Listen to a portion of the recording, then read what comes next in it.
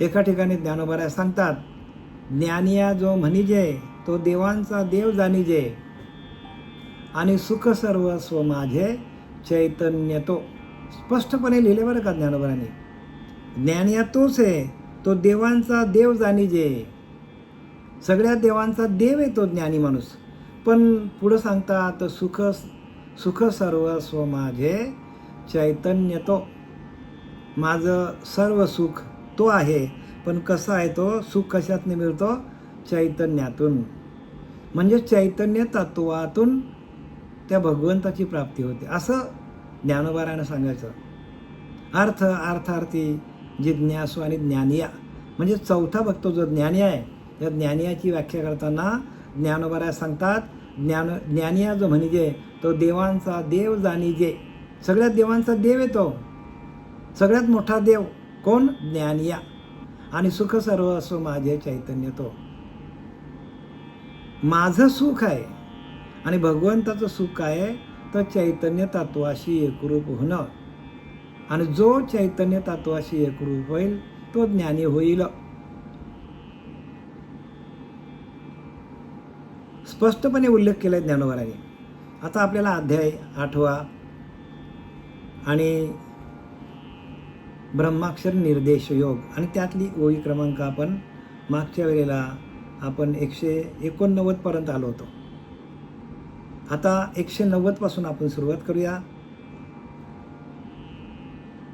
आणि प्रकृती पतिव्रते पडिला एक पत्नी व्रते, येणेही कारणे जयाते पुरुष म्हणो ये. इथपर्यंत आपण आलो होतो. म्हणजे ज्ञानोबाला काय सांगतात?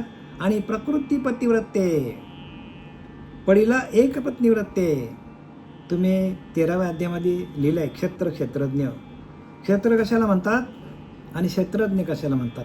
क्षेत्र म्हणजे आपला हा देह, आणि क्षेत्रज्ञ म्हणजे या देहाला चालवणारा जी शक्ती आहे त्याला क्षेत्रज्ञ म्हणतात. इथं पण तेच सांगतात की प्रकृती पतिव्रते म्हणजे भगवंताची प्रकृती ही पतिव्रता आहे. आणि तो भगवंत काय करतो? या प्रकृतीला सातत्याने काय करत असतो? भोग घेत असतो. म्हणजे प्रकृतीला चालवतो. थोडक्यात काय? प्रकृतीला चालवणारा तो परमात्मा चैतन्य रूपामध्ये आहे. सोप्या भाषेत सांगायचं झालं, या प्रकृतीला चालवणारा परमात्मा सातत्याने प्रकृतीशी संबंध ठेवून त्या प्रकृतीमध्ये उलाढाल करत असतो. म्हणजे त्या प्रकृतीला निर्माण करणं आणि तिचा लय करणं. म्हणजे थोडक्यात काय? तर तिला तयार करणं आणि तिच्यामध्ये राहून, तिच्या त्या प्रकृतीमध्ये राहून सर्व दिसणाऱ्या सृष्टीला चालवणारा तो परमात्मा आहे. म्हणजे उत्पत्ती, स्थिती आणि लय ही ज्याच्या सत्तेवर होते तो परमात्मा. उत्पत्ती होते, स्थिती होते. आता बघा, आपली उत्पत्ती झाली, आपल्याला काय 40, 50, 60, 70, 80 वर्षे जो काय आहे तो प्रत्येक माणसाला भगवंतच चालवतो, ते चैतन्य चालवतं. आणि काही वर्षानंतर लय होतो. म्हणजे उत्पत्ती, स्थिती आणि लय हे तिन्ही कामं, त्या तिन्ही घटना ज्या आहेत त्या तिन्ही घटनांना चालवणारा जो परमात्मा आहे, तो परमात्मा कसा आहे? तर चैतन्य रूपाने आहे. आणि प्रकृती पतिव्रते, आणि प्रकृती ही त्यांची पतिव्रता आहे. आणि जसं जीवाचा ना शिवाचा मिलन होतो, तसा ह्या प्रकृतीचा ना पुरुषाचा मिलन आहे. जसा पत्नी आणि पती एक जीव राहतात संसारामध्ये, तसा परमात्मा या संपूर्ण संसाराला धरून आहे. प्रकृतीला, संपूर्ण प्रकृतीला परमात्मा चालवतो. आणि त्या प्रकृतीशिवाय परमात्मा आपल्याला जाणता येणार नाही. कारण परमात्मा कसा निर्गुण आहे, निराकार आहे, निरावयव आहे, त्याला अवयवच नाही. निरामय आहे, निर्लेप आहे, कशाला लिप्त होत नाही. अज आहे, जन्माला येत नाही. ध्रुव आहे म्हणजे चळत नाही, तो स्थिर आहे. या सगळ्या भगवंताच्या व्याख्या आहेत आणि त्या व्याख्याप्रमाणे आपल्याला चालावं लागेल. नाही तर आपलं गणित चुकेल बरं का. गणित चुकवून देऊ नका, कारण परमात्मा आपल्या आतच आहे. परमात्मा सर्व सृष्टीमध्ये भरलेला आहे. तो एका जागेवरच नाही आहे, तो अनंत ब्रह्मांडामध्ये ओतप्रोत भरलेला आहे. 11व्या अध्यायामध्ये नाही का दाखवलं, विश्वरूप दर्शन दाखवलं नाही का अर्जुनाला. मग अर्जुनाने त्या भगवंताच्या चतुर्भुज मूर्तीवरती अनंत ब्रह्मांडे दाखवली.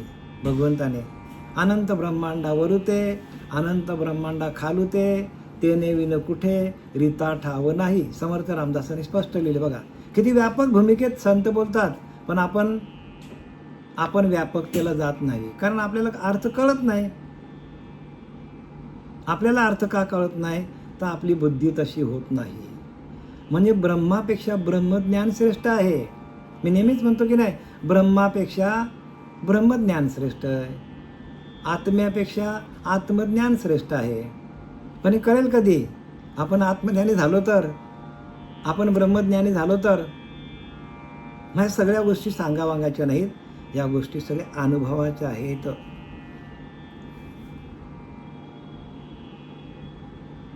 आणि प्रकृती पतिव्रते पडिला एक पत्नीव्रते येणेही काम्य जाय ते पुरुष मनोये, म्हणून त्याला पुरुष म्हणतात. जसा स्त्री आणि पुरुष, तसा प्रकृती आणि पुरुष, सोप्या भाषेत. म्हणून याला पुरुष म्हणतात. काय म्हणतात याला? या भगवंताला पुरुष म्हणतात. त्याला नाव काय आहे? पुरुष. म्हणजे ईश म्हणजे ईश्वर, म्हणजे ज्याच्याकडे पुरुषार्थ आहे असा तो ईश्वर. संपूर्ण सृष्टीला चालवणारा तो ईश्वर आहे. पै वेदांचे बहुवसन, पै वेदांचे बहुवसपन देखून या जायाचे अंगण, हे गगनाचे पांघरून होय देखा. पै वेदांचे बहुवसपन, परंतु वेदाने पुष्कळ तऱ्हेने विचार केला तरी त्याचे अंगणही दृष्टीस पडत नाही. म्हणजे मी नेहमीच म्हणतो की नाही, वेदांनाही नाही कळला अंत पार ह्याचा, कानडा राजा पंढरीचा. म्हणजे वेदांनाही त्याचा अंत कळत नाही. वेदही जागच्या जागेवर थांबले, वेदांनाही त्याचं वर्णन करता येत नाही. मग कालच्या मी प्रवचनातून सांगितलं की वेद ज्याच्या घोरण्यातून, ज्या भगवंताच्या घोरण्यातून वेद निर्माण झालेले आहेत, मग त्या वेदांच्या मागे लागण्यापेक्षा त्या भगवंतालाच आपण धरायला पाहिजे. कशाला धरायला पाहिजे? भगवंतालाच आपण धरलं पाहिजे. आणि एकदा का भगवंत हातात आला तर आपल्याला सगळं ज्ञान हातात येईल. पण लोक वेदांच्या मागे लागल्यात. त्या भगवंताला प्राप्त कसं करायचं? भगवंताला प्राप्त करण्यासाठी कोणाची धावपळ नाहीये, फक्त आम्हाला ज्ञानी व्हायचं आहे बस. काय व्हायचं? ज्ञानी व्हायचं आहे. एक माणूस असतो, माणूस, आणि तो रस्त्यातनं चाललेला असतो, आणि आमराई असतो, आमराई. त्या आमराईच्या आंब्यातून एक आंबा पडतो खाली, तो जातो आणि तो उचलतो आणि खाऊन बघतो, अरे बापरे किती गोड आहे. सांगतो आंबा किती गोड आहे. मग तो विचार करतो की हा आंबा एवढा गोड आहे तर आपल्या घरी 2-4 घेऊन जाऊ. मग तो आंबे पाडायला सुरुवात करतो. नंतर काय करतो की हा आंबा आपण घेऊन जाण्यापेक्षा आंब्याचं झाडच आपल्याकडे पाहिजे. आंब्याच्या झाडाची मागणी केली त्याने. नंतर विचार करतो आंब्याचं झाड घेण्यापेक्षा आमराईच आपण तयार करायला पाहिजे.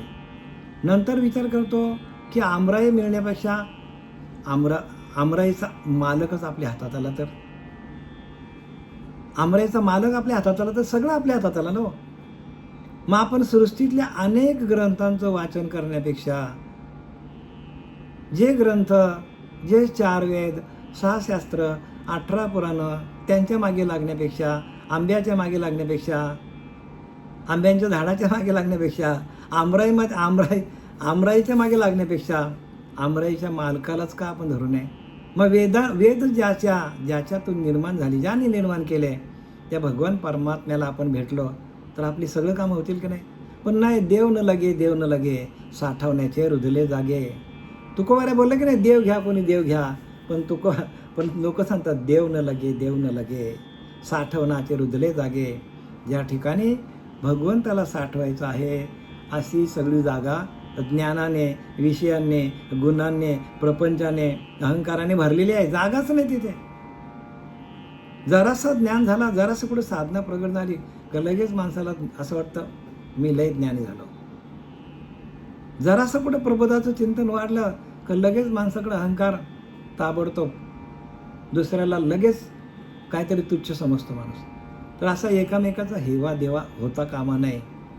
जरी आपण ज्ञानी असलो, पण ज्ञानी त्यालाच म्हणतात ज्याच्याकडे नम्रता आहे, त्याला ज्ञानी म्हणतात हो. म्हणून भक्ती ते न मन लिहिले की नाही, तुकोबारा सांगतात की नाही, भक्ती ते न मन वैराग्य ते त्याग. सरळ सरळ लिहिले. ज्याच्याकडे भक्ती आली तो कोणाच्याही पाया पडायला सुरुवात करतो. कोणाच्याही, तो लहान असो मोठा असो, नतमस्तक होणं त्याला भक्ती म्हणतात. आणि आपल्याकडे ज्ञान आहे तर कोणाला द्यायचं नाही, आपण कशाला कोणाला हाक मारायचं, कशाला कोणाला फोन लावायचं, असं जो आक्कडपणा आहे तो भेकडपणा आहे, लक्षात घ्या. म्हणून प्रत्येक साधकाने हे लक्षात घ्या की त्यांच्याचकडे ज्ञान राहील की ज्याच्याकडे नम्रता आहे. भक्ती ते नमन, प्रत्येक जीवाला नतमस्तक, नम्रता, नमस्कार करणं ह्याला भक्ती म्हणतात. म्हणून जे जे भेटेल भूत ते मानिजे भगवंत, हा भक्तियोग निश्चित जाण माझा. ज्ञानोबा सांगतात जे जे भेटेल भूत ते मानिजे भगवंत. प्रत्येक भूतामध्ये तो भगवंत आहे, प्रत्येक माणसामध्ये तो भगवंत आहे. आणि हाच भक्तियोग आहे, ह्याच्या पलीकडे भक्तियोग नाही. मग एखाद्या माणसाकडे खूप भक्ती करतो, पण तो कोणाला नतमस्तक होत नाही, नम्रता दाखवत नाही, ताठ्याने चालतो, मग त्याच्याकडे ज्ञान आहे का? नाही, सांगतात ज्ञानोबा. जे जे भेटेल भूत ते मानिजे भगवंत. सगळीकडे भगवंत, प्रत्येक भूतामध्ये. हा भक्तियोग निश्चित, हाच भक्तियोग आहे, 100% हाच भक्तियोग. निश्चित जाण माझा, हा माझा भक्तियोग आहे. सरळ सरळ माऊलीने लिहिलेला आहे, आपल्याला बरंच काही विवरण करता येईल. पै वेदांचे बहुवसपन देखे चिना जयाचे अंगण. हे गगनाचे पांघरून होय देखा. परंतु वेदाने पुष्कळ तरी विचार केला तरी ज्याचे अंगणी दृष्टीच पडत नाही. भगवंताचं घर बाजूला जाऊ द्या, पण भगवंताच्या घरासमोर अंगण आहे, त्या अंगणात पण वेदांना जाता येत नाही. बघा कसं लिहिलंय माऊलीने काय लिहिलंय. अहो वेद आहेत ना, ते पण तिथपर्यंत पोचू शकत नाही. तिथं तुम्हालाच पोचायचं आहे. तुम्हाला श्रीगुरूच्या कृपेनं साधना करता करता त्या भगवंताच्या पर्यंत पोचता येतो. म्हणून वेदांनाही नाही कळला अंत पार ह्याचा. न कळे नेती ऐसे बोलत असे वेदश्रुती.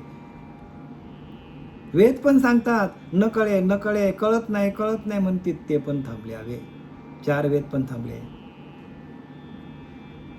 हे सगळं जे आहे ते आपल्यालाच प्राप्त करायचं. वाचून पाठून झाले शहाणे असं नको व्हायला.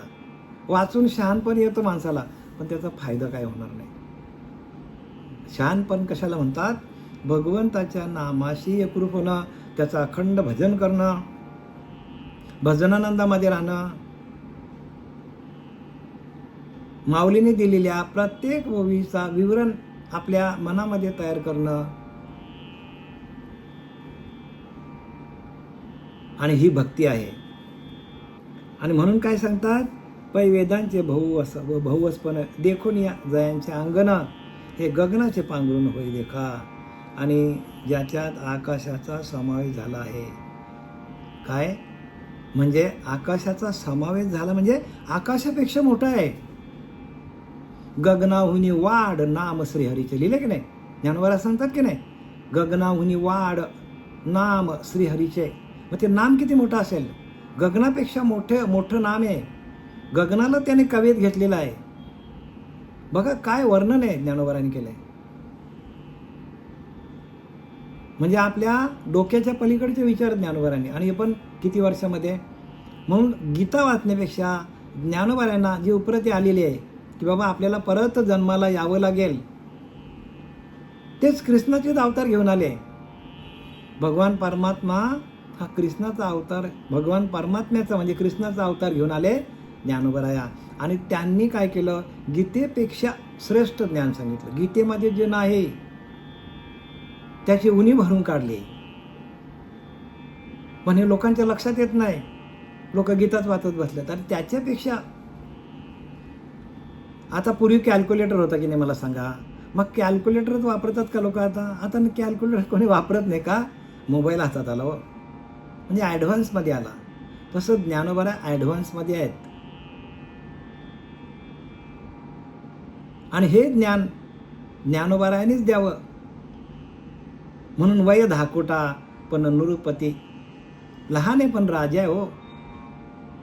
वृद्ध तयास नमस्कार करते. सगळे वृद्ध जेवढे आहेत, वयाने मोठे जे आहेत साधू संत, ते ज्ञानोबारायांना नमस्कार करतात, सॅल्यूट मारतात. का? वय 10 कोटा, वयाने लहान आहे पण राजा आहे हो. म्हणून ज्ञानेश्वरी वाचा, कळली नाही तर विचारा, प्रत्येक ओवीचा प्रत्येक शब्दाचा अर्थ घ्या, तरच आपलं अंतःकरण शुद्ध होणार आहे. अंतःकरण शुद्ध करण्यासाठी ग्रंथांचं वाचन 100% करावं लागेल आपल्याला. 100% आपल्याला ग्रंथ हे आपले गुरु आहेत. पण त्याची फोड करण्यासाठी आपल्याला सातत्याने आत्मचिंतन करावं लागेल, भगवंताचं ध्यान करावं लागेल. आणि भगवंत ज्या वेळेला आपल्या हृदयामध्ये येऊन बसतो, त्यावेळेला आपल्याला ह्या ग्रंथाचा अर्थ सहज बाहेर पडतो, सहज बाहेर पडतो.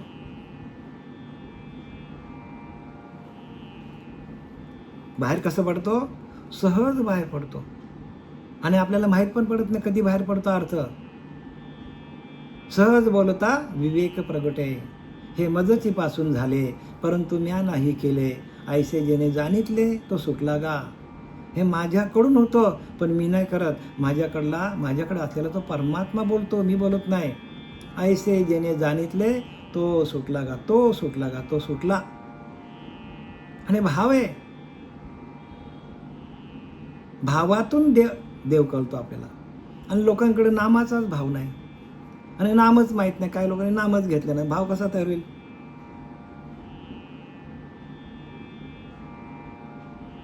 हे गगनाचे पांघरून होय देखा. गगनाला पण काय केलंय?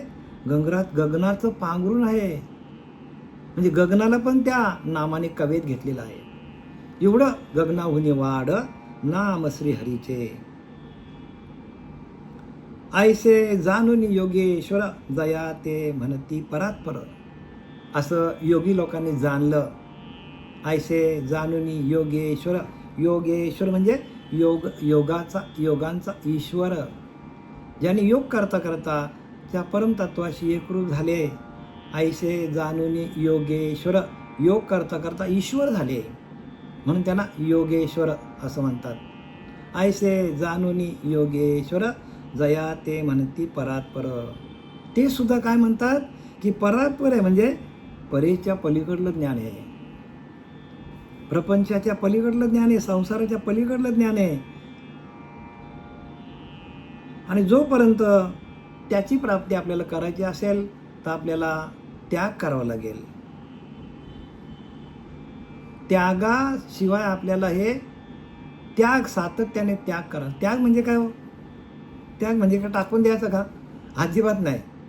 आहे त्या संसारामध्ये राहायचं. आणि त्याग म्हणजे काय? आपण संसारामध्ये असताना आपल्याकडे आलेले वाईट विचार आपण टाकून देणं, बाजूला काढणं, आणि सार ते घ्यावे, आसार ते जाणून ते जावे. सार तेवढंच घ्यायचं, आसार टाकून द्यायचं. आसार जर तुमच्याकडे जास्त असेल तर साराला सार गोष्टींना राहायला जागा नाही मिळणार. पण लोकांनी आसारच भरून ठेवलंय. आणि म्हणून काही लोक आपल्याकडे अनुग्रह घ्यायला येतात तर ते अनेक पंथामध्ये गेलेले असतात. मग आमच्यासारखा त्यांना सांगतो, आमच्यासारखा माणूस त्यांना काय सांगतो, अरे बाबा तुम्ही जिकडून जे ज्ञान घेऊन आलेलं आहे, तुम्ही अनुग्रह घेतलेला नाही, तर जेवढं पहिलं ज्ञान आहे तेवढं सगळं टाकून द्या, पाठी कोरी करा, तर आम्हाला त्याच्यावर लिखाण करता येईल. ह्या पाट्या सगळे भरून टाकल्यात लोकांनी. पाटीवर सगळं गोल गोल गोल वाटोलं लावून ठेवले. स्वतःची पाटी काय केलंय, लहान मुलासारखी काय केलं, वाटोलं त्या पाटीचा वाटोलं लावून ठेवलंय. बरं ती पुसत पण नाही हो. पुसली तर आम्ही त्याच्यावर काहीतरी नवीन लिहू ना, पण ते पुसायलाही तयार नाही. म्हणजे एका पायावर एका दगडावर पाय नाही यांचं. आणि म्हणून यांची काय होते, गफळत होते, गफळत. हे सुधरू शकत नाही महाराज. बरेचसे असे साधक आहेत की ते अजून अनुग्रह घेतले तरी या पंथात जा, त्या पंथात जा, इकडे धाव तिकडे धाव. म्हणजे एकनिष्ठपणा नाही. एकनिष्ठ असला पाहिजे. सद्गुरुचरणी जो एकनिष्ठ आहे त्याला हे ज्ञान होणार आहे, कारण हे शेवटचं आहे. आणि या शेवटच्या भक्तीला काय म्हणतात, कोणती भक्ती म्हणतात, याला शेवटच्या भक्तीला शेवटच्या भक्तीचं नाव काय बघूया, सांगता येतो का तुम्हाला?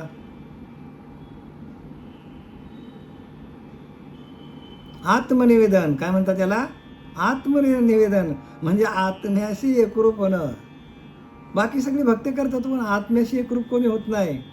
जसं श्रवण, कीर्तन, विष्णुस्मरण, पादसेवन, अर्चन, वंदन, दास्य, सख्य, आणि मग देवाशी सख्य कैसे करावे, परमप्रीतीने कैसे बांधावे, कसं देवाला बांधून घ्यायचं, हे आत्मनिवेदन भक्ती पर्यंत गेल्यानंतर आपल्याला कळतं.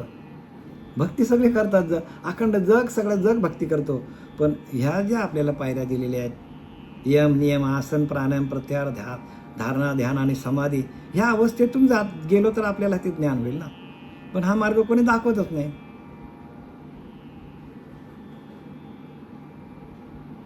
ऐसे जाणून योगेश्वर जया ते म्हणती परात पर. म्हणजे परेच्या पलीकडचं ज्ञान आहे. म्हणून नेहमी सांगतात, परेहुनी परते घर तेथे राहू. निरंतर राहता यायला पाहिजे. निरंतर सुख आहे तेथे, पण परेहुनी परते घर, परेच्या पलीकडे जायला पाहिजे. प्रपंचाच्या, संसाराच्या पलीकडचं ज्ञान आहे. आणि आपण संसारात राहून ते आपल्याला नाही कळणार. संसारात राहून आपल्याला कळणार नाही. एखादा माणूस अमेरिकेच्या गप्पा मारतो. तिकडले जे शहर आहेत मोठे मोठे, त्या शहरांचं काय करतो, कोणीतरी त्याला सांगितलं असं म्हणून गप्पा मारतो, किंवा कुठेतरी वाचलेलं असे म्हणून गप्पा मारतो.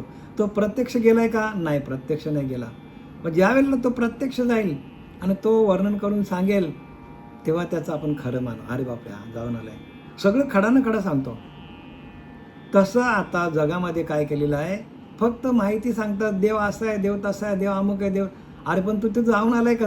तू अनुभव घेतलाय का? अनुभव काहीही नाही. आणि तुकोबराय स्पष्ट सांगतात, अनुभव आले ते या जगा देत असे, अनुभव आले अंगे ते या जगा देत असे.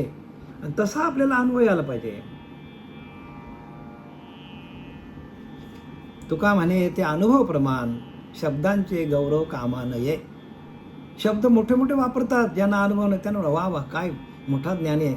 पण महाराज, हे ज्ञान नाही आहे. ज्ञानासाठी तुम्हाला अनुभव, तुका म्हणे ते अनुभव प्रमाण, अनुभव तुम्हाला तिथपर्यंत नेईल. आणि जे अनुभव सांगत नाही, मग त्यांचं आपण ऐकायला नाही पाहिजे. जे अनन्य गतीचे घर गिवसी तये, म्हणजे जे अनन्य गतीचे घर, तो एकनिष्ठ भक्तांचा शोध करीत त्याचे घरी येतो. जो अनन्य भावाने शरण जातो भगवंताला, तर तो काय करतो, एकनिष्ठ भक्तांचा शोध करीत त्याच्या घरी, भगवंतच आपल्या घरी येतो.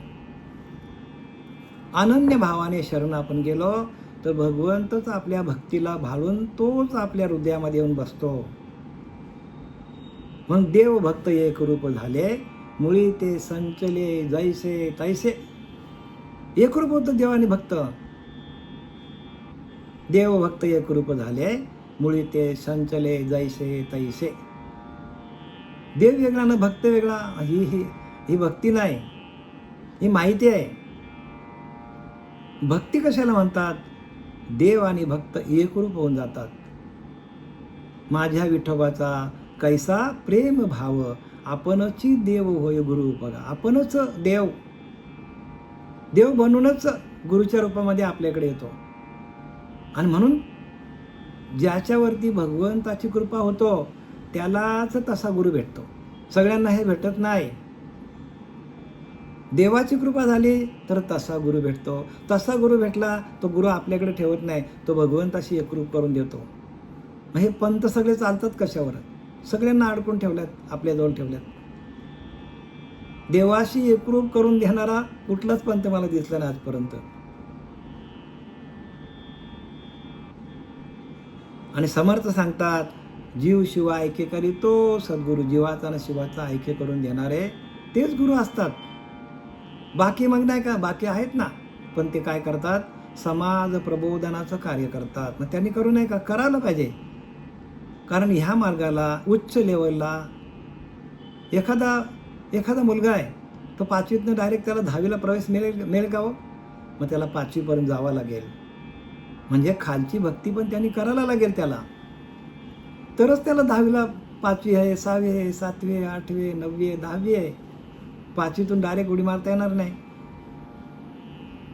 मग जे जे पंथ आहेत ते कशासाठी आहेत? तर प्रत्येकाला जसं जसं वेळ मिळेल तसं तसं त्यांनी जशी भक्ती जमेल तशी भक्ती त्यांनी करायला पाहिजे. कारण प्रत्येकाची शिल्लक एवढी नाही आहे, पुण्याई एवढी नाही आहे. मग हळूहळू पुण्याई वाढत वाढत वाढत वाढत आत्मनिवेदन भक्तीपर्यंत जातो, समाधी स्थितीपर्यंत जातो. पण तिळतिळ पुण्य साठवा लागेल.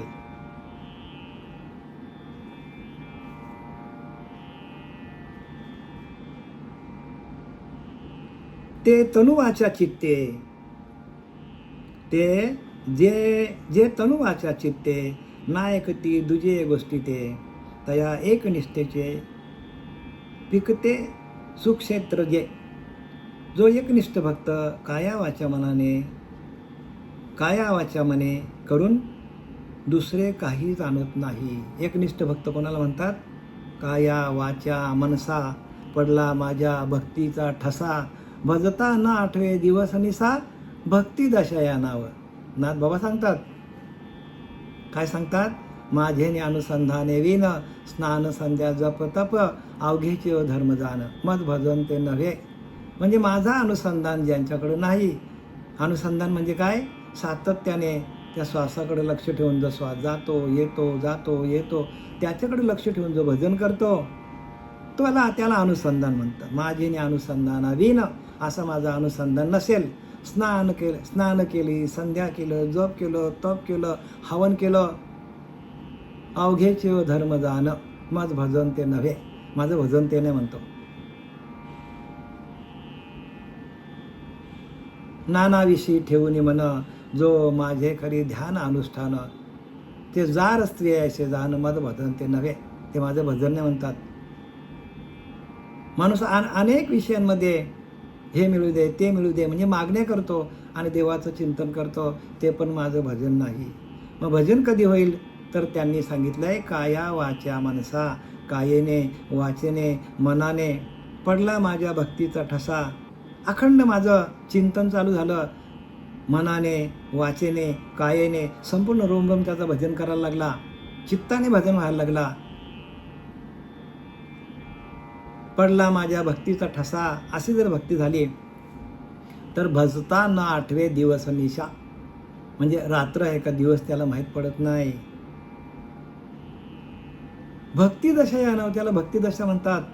त्याला भक्ती म्हणतात. तो रात्रंदिवस त्याचं चिंतन करायला पाहिजे. दिवस आहे का रात्र हे बघायचं नाही. आपण 15-20 मिनिटं आपण ध्यान केला की डोळे उघडून बघतो किती वाजले घड्याळाकडे. असं होईल का ध्यान? मला सांगा.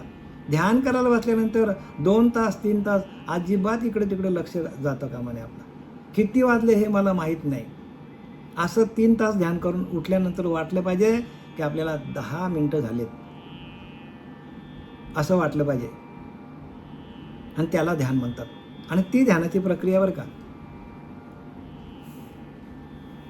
जे तनुवाच्या चित्ते नायकती दुजे गोष्टी ते, म्हणजे दुसरी कुठली गोष्ट त्यांना आठवतच नाही. भगवंताचं अखंड चिंतन विठोबाचं आणि त्याच्या एकनिष्ठेचे पीक देणारे उत्तम शेत आहे. उत्तम शेत कुठलं आहे? हे शरीर आहे, उत्तम शेत आहे. या शरीरावरतीच आपल्याला, जसं आपण शेतामध्ये काय करतो, धान्य पेरतो आणि मग त्या धान्यात लगेच आपल्याला मिळतो का हो धान्य? आंब्याचं झाड लावलं, लगेच आंब्याचे फळ येतात का?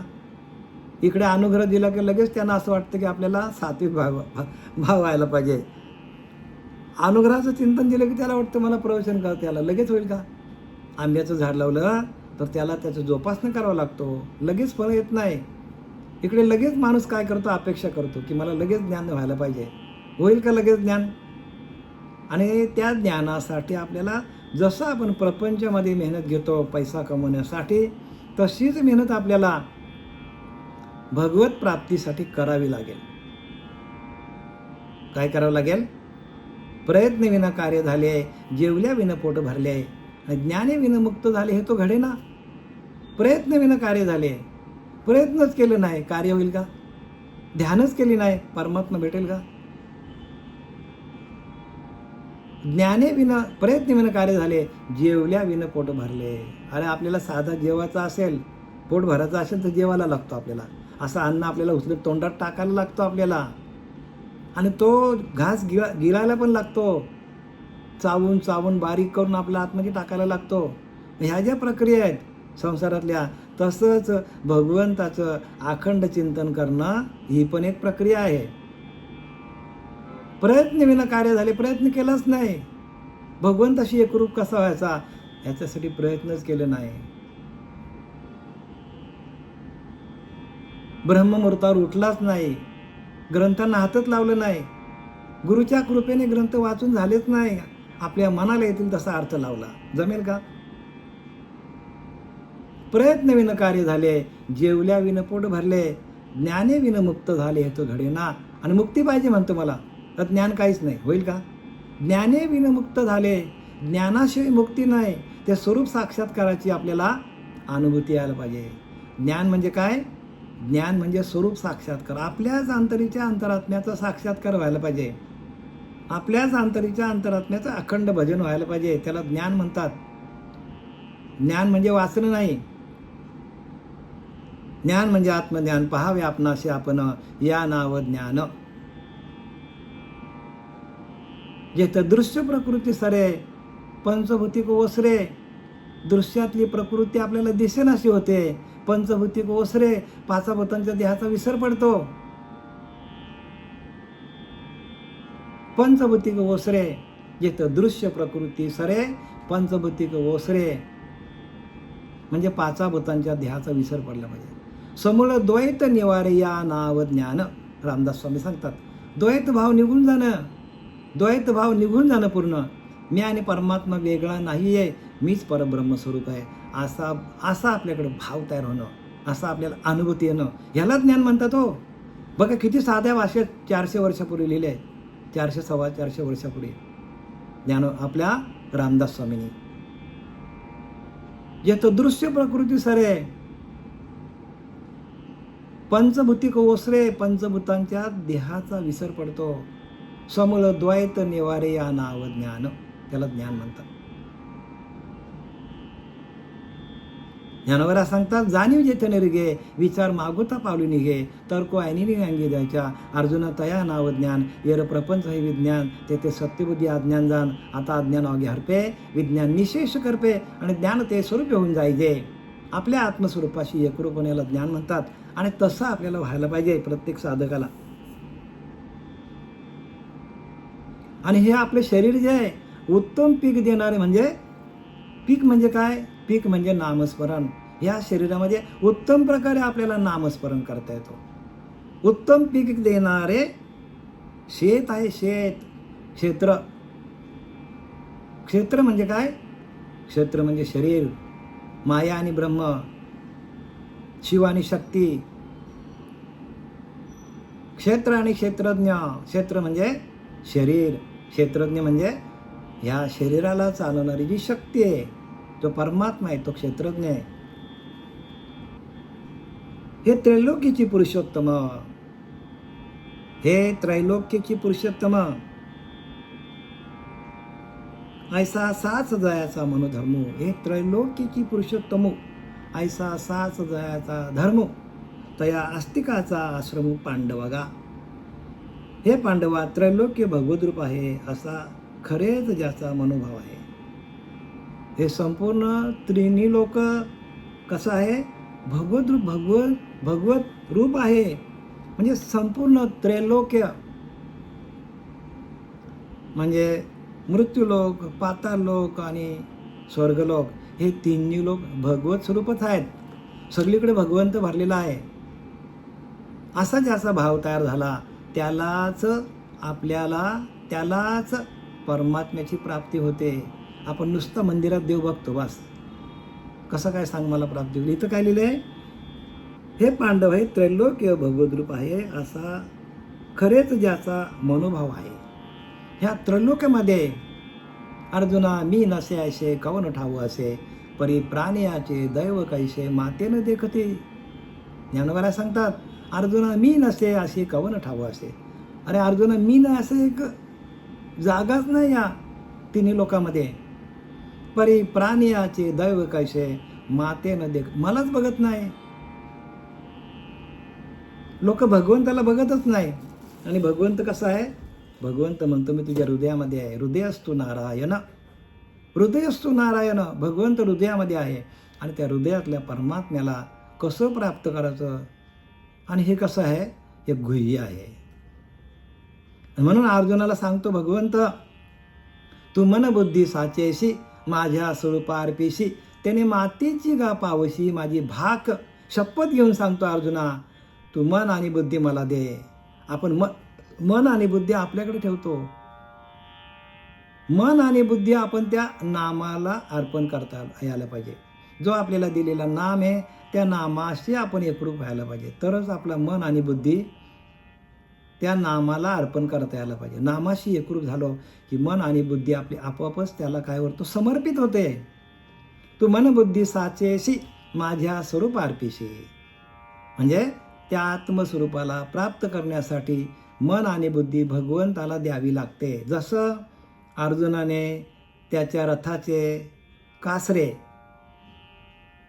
भगवंताच्या हातात दिले आणि मग भगवंत जिकडे नेईल तिकडे तो बाण मारायचा. म्हणजे भगवंताने युद्ध जिंकण्यासाठी अर्जुनाचा सारथी झाला. प्रत्यक्ष देव असून सारथी झाला बघा.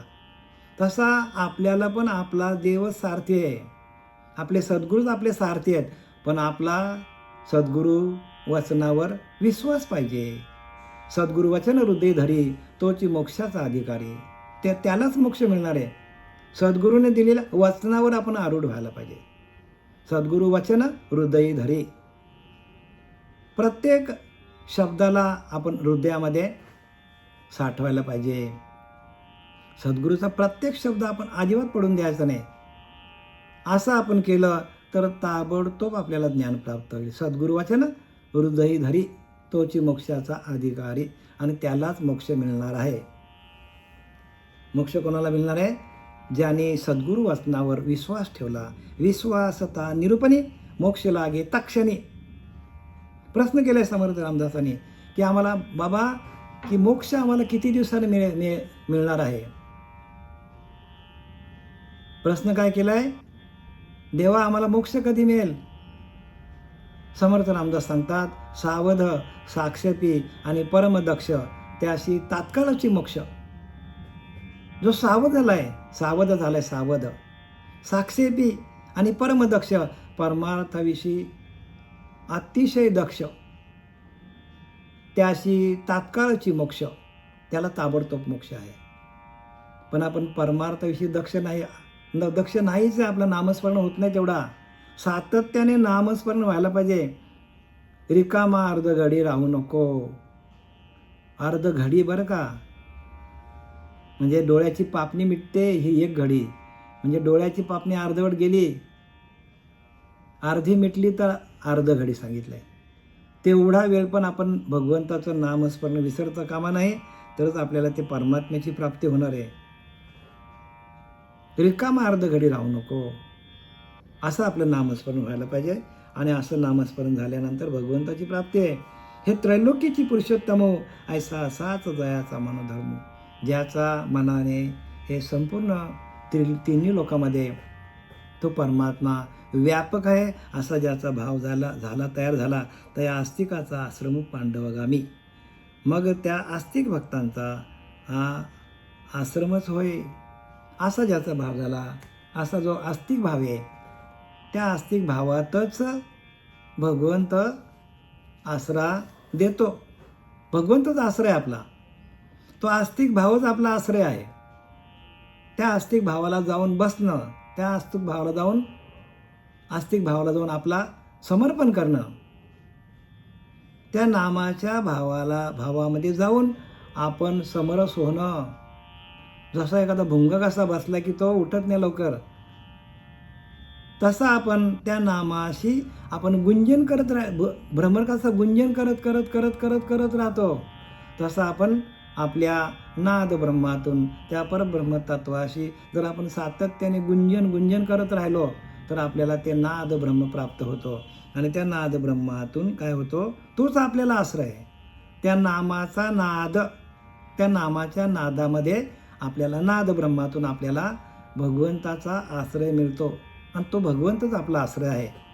सांगायचं काय, भगवंतच आपला आश्रय आहे.